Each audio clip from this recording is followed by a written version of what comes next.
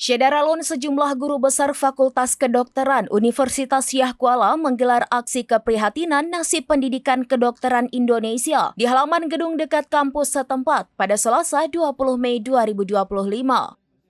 Koordinator aksi Profesor Dr. Kurnia Fitri Jamil MKes, SPPD KPTI Finasim, didampingi Profesor Dr. Azharuddin SPOT, Kespainfix dan Dekan FKUSK Dr. Safrizal Rahman MKes SPOT, dalam orasinya menyampaikan kritikan terhadap sejumlah kebijakan, salah satunya terkait kolegium atau pengampu disiplin ilmu di kedokteran yang sebelumnya berada di bawah naungan organisasi profesi, kini berada dalam naungan Kementerian Kesehatan.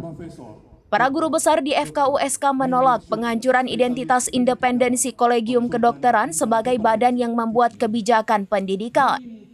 Pihaknya juga menyuarakan penolakan terhadap birokrasi yang melemahkan integritas rumah sakit sebagai wahana pendidikan, menolak pelemahan peran universitas sebagai pengelola pendidikan kedokteran. Sejumlah akademisi ini juga menolak kebijakan yang mengabaikan prinsip ilmiah dan mutu pendidikan tenaga medis, menolak pendekatan sepihak yang tidak melibatkan Fakultas Kedokteran sebagai garda terdepan pendidikan dokter. Guru besar FKUSK itu mengatakan pihaknya tidak anti perubahan tetapi menolak manipulasi, tidak anti reformasi tetapi menuntut transparansi. Pihaknya tidak ingin melihat pendidikan dokter hanya jadi ladang eksperimen ego sektoral yang menafikan kemanusiaan dan mengorbankan kualitas demi pencapaian angka di atas kertas. Dia melanjutkan para guru besar berdiri di sini bukan untuk melawan pemerintah, tetapi untuk menyadarkan bahwa bangsa ini tidak akan sehat tanpa dokter yang baik. Bahwa dokter yang baik lahir dari pendidikan yang bermutu tinggi dan pendidikan yang baik hanya bisa lahir dari kolaborasi bukan dominasi.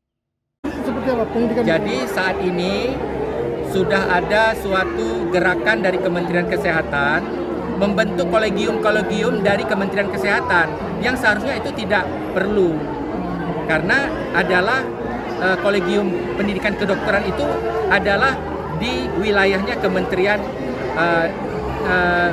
bukan di wilayah Kementerian Pendidikan ya, tapi kolegium itu adalah independen, tidak dimiliki oleh kementerian manapun.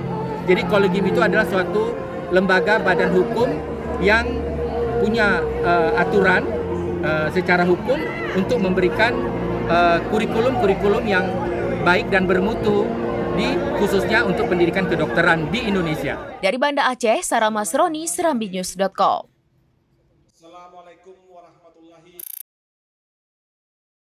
Download Tribun X sekarang, menghadirkan lokal menjadi Indonesia.